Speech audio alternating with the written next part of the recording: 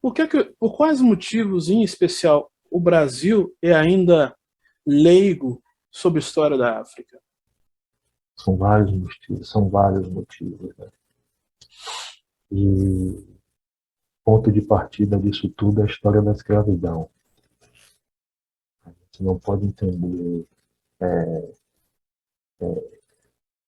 esses motivos sem tomar a escravidão como ponto de partida, né? Porque dentro da escravidão, dentro dos códigos, você vai ter a questão da institucionalização, né? E a racialização, né?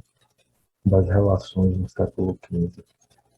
Então, isso você vai ter a construção e a elaboração de uma hierarquia racial, né, dentro do código, porque, assim, na prática, todos eram iguais perante a lei, mas dentro do estatuto racial da colônia, né, os escravizados eles estavam incluídos dentro desse processo. E é interessante você também destacar que a imagem negativa construída através desse processo. Porque aí a gente tem que voltar, você tem que entender essa história num processo de longa duração. Né? Porque aí você tem a questão de um processo cronológico. Por quê? Porque é muito comum você abordar, no caso do Brasil, a história da África por uma perspectiva do século XV. E aí você aborda a história da África dentro de uma perspectiva da colonização, porque para você fazer referência aos escravizados que chegam aqui no Brasil, você vai ter que falar das regiões da qual eles são oriundos no continente. Então existe uma relação Brasil-África, né?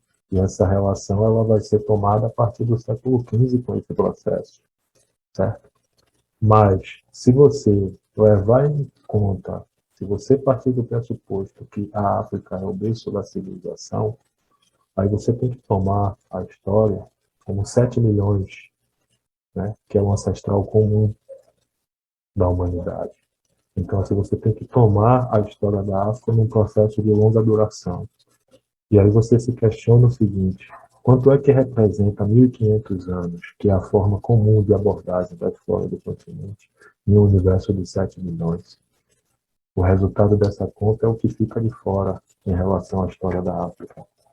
Compreende? Sim. E aí para você poder entender isso também, você tem que olhar em longa duração a construção de uma imagem negativa da África e de suas culturas, certo? E isso tem um papel muito grande dentro da questão do fenótipo. Então, por exemplo, no caso de nós, pessoas de cor, a gente tem que entender isso, o fenótipo, como o ponto de entrada para a elaboração desse racismo antinegro. É você entender o racismo como um processo de uma longa duração histórica, né? Então, Uhum. assim, o racismo, ele não é uma coisa do século XV, causada na racialização. Você entender o racismo como uma subjetividade, por exemplo. O racismo está aqui, agora, entre nós dois aqui.